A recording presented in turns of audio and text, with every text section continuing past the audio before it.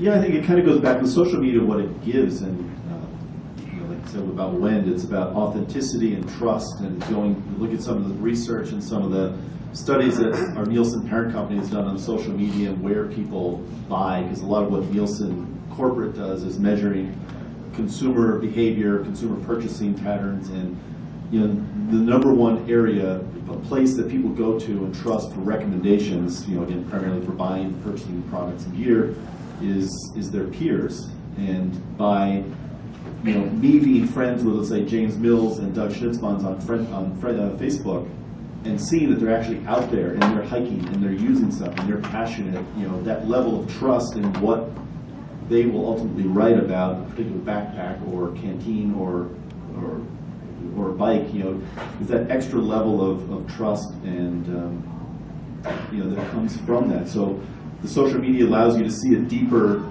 person, connect more with the individual who's writing that, and you come across the better feel, because a lot of us, we've all experienced a lot of those gear reviews in some magazines where it just seems like they're reprinting the press release, or that 60-word little blurb, doesn't really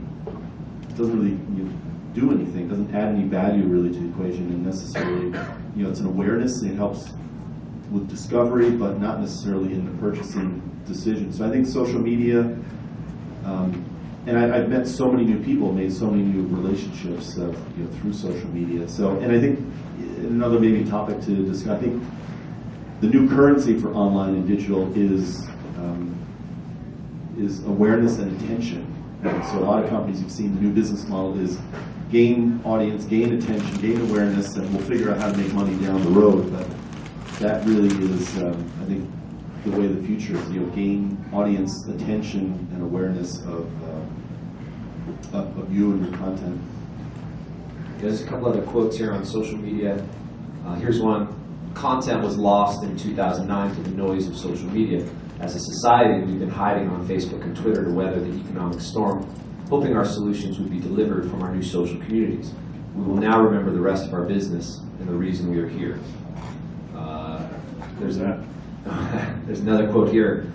The whole social media frenzy will slow down considerably as it becomes just another marketing tactic and media channel for marketers. The cottage industry of social media experts, consultants, and dedicated agencies will wane. It's like when E was finally dropped from e-commerce and it just became another commerce channel. We can now drop the social and recognize it's just another media channel as well. And one more quote. Social media in 2010 will cease being the shiny new object and instead become part of the everyday lexicon of business. The technology will begin to fade into the background so that people can focus on the relationships that are created because of the technologies and not focus on the technologies themselves. So it certainly seems like the rapid boom of social media, of attention, will fade, but it will become just as important as it was before. It will be another channel. I mean, the Adventure Life, Wend, Backcountry, all these guys, all you guys have Twitter followers and groups like that. What is the importance of a Twitter following when you have a readership base? The social media, though, that's different is we're not going to be able to buy into it, right? So when an advertiser says, hey, I want social media, you kind of got to be honest and be like, sorry, you don't sell that. You should sell it, but it's not going to be something that's going to work.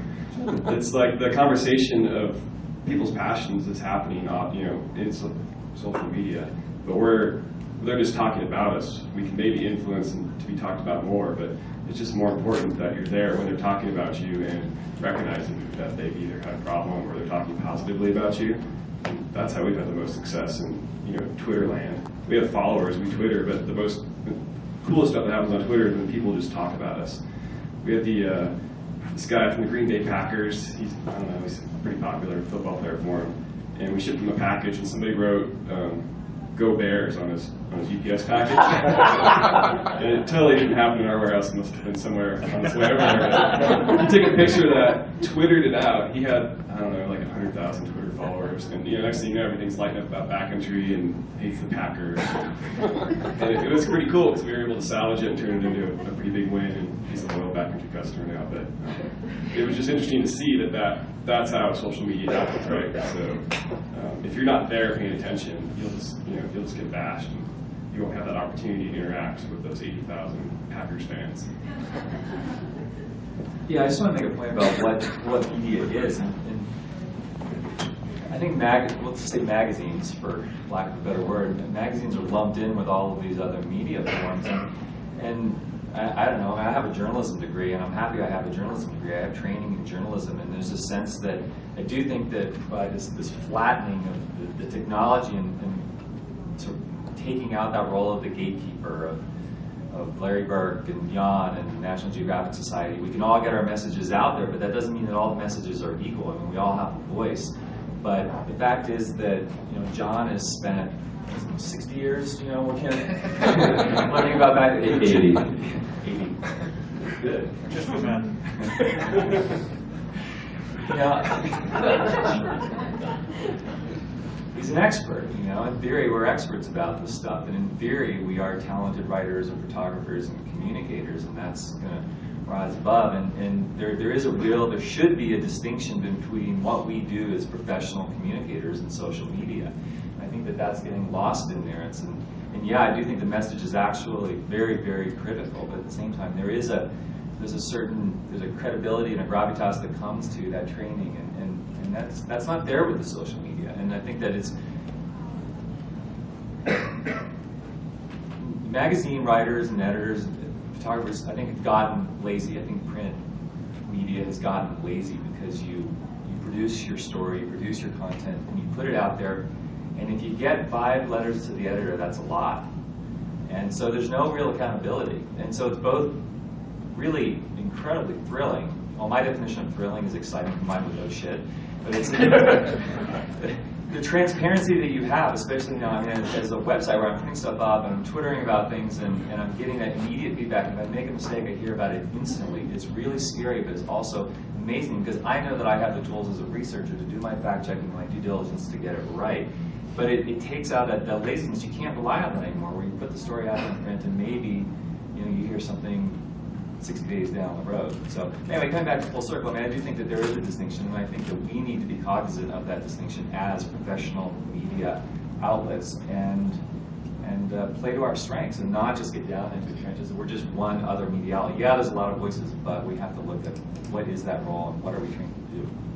Yeah, the feedback, the instant feedback you're talking about is exhilarating. It's also exhilarating as storytellers, and I'm sure you feel as doubly as truly a multimedia capable artist, to have the ability now to tell stories in a much different way than we did 5 or 10 years ago.